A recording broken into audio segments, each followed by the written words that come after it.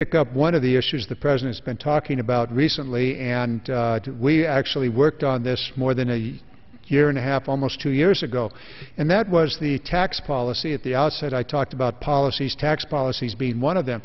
American tax policies until December of 2010 actually allowed and gave to American corporations a tax reduction, a tax break, when they offshored jobs.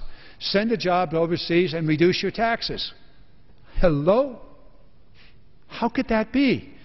I don't know where it came from, but that was the law of the land until the Democrats, then in control of Congress, pushed through a piece of legislation that ended $12 billion a year of tax breaks for corporations that offshored, sent jobs overseas.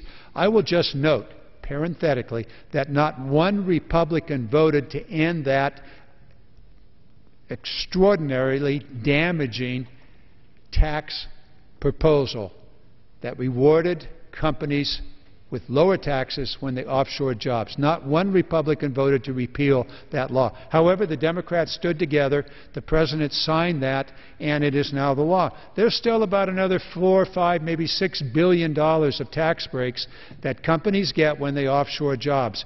We've been working to eliminate those, and the President talks about it very often. He also talks about something that we should do, and that is to reward the onshoring of jobs. When companies bring the jobs back home, they should receive a tax break. When you want to send jobs offshore, you should receive a penalty and certainly ought not receive a tax reduction. Now, that's good public policy. Hasn't happened. We don't control the House of Representatives, and all tax bills have to start in the House of Representatives. So we keep pleading with our Republican colleagues, please, please, give American corporations a tax break when they onshore jobs and end the remaining tax breaks for offshoring jobs. Let me tell you, that is welcome news to my manufacturing base. I hear it all the time. They support the efforts of the President to reward those who produce jobs here in the U.S. and where we provide benefits for returning jobs, onshoring them, as you suggest. That is welcome news. That is welcome news to the manufacturing base, as is the call for action by the President for investments in advanced manufacturing.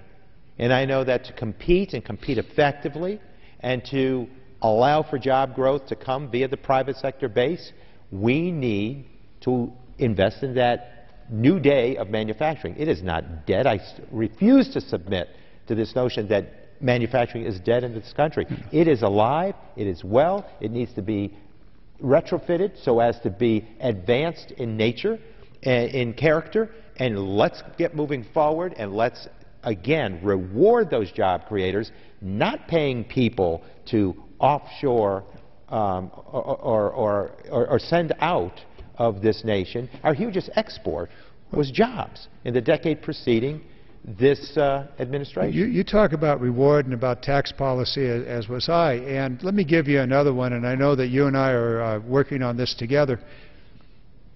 Tax policy.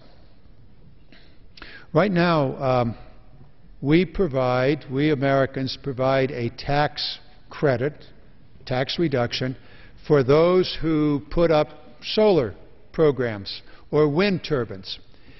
The thing is, that's our tax money. The question is, where's it being spent? Being spent on American-made equipment, or is it being spent on foreign-made equipment? All too often, that tax money is used to, or those tax subsidies are used to purchase foreign equipment. This piece of legislation, which I'm working on together with Mr. Tonko, H.R. 613, basically says that if you're using our tax money, for example, the Highway Trust Fund tax money for buses, trains, or building roads, then you must spend that money on American-made equipment. Similarly with solar and wind, if you're going to get a tax credit, if you're going to use American taxpayers' money to build something, then it's going to be made in America. We're going to return the American manufacturing by using our tax money on American-made goods and services. Mr. Tonko, we're nearing the end of our time. Why don't you take a run at wrapping? I get the last 30 seconds. So Absolutely. You take the next 90 seconds. Let me do this quickly, Representative Garamendi. We're the greatest nation in the world. I believe our greatest days lie ahead of us. Let us take our golden moments in history. when we were faced with heavy challenges, where we responded accordingly with the belief in the worker, belief in the American way, the pioneer spirit, and did it in an order of investment. Let those solutions-oriented moments speak to us today. We need the soundness of solutions, we need the respect for the American worker, and our greatest days lie ahead. It's a spirit of optimism that we should embrace, a history that ought to challenge, feed us, and inspire us. And with that, I thank you for leading us this evening. Well, Mr. Tonko, thank you for joining us this evening, and I thank our two gentlemen from the armed services who were here earlier. And yeah, our best days do lie ahead, and it's about public policy, it's about the entrepreneurial spirit, and it's about America's desire to be the best. We're going to make it in America. We're going to make it in America because we will once again make things in America. We will rebuild the American middle class. It's about policy. It's about the spirit of America. It can be done and it will be done, and we're here to see that it does get done. Mr. Tonko, thank you for this evening. Mr. Speaker, we yield back our time.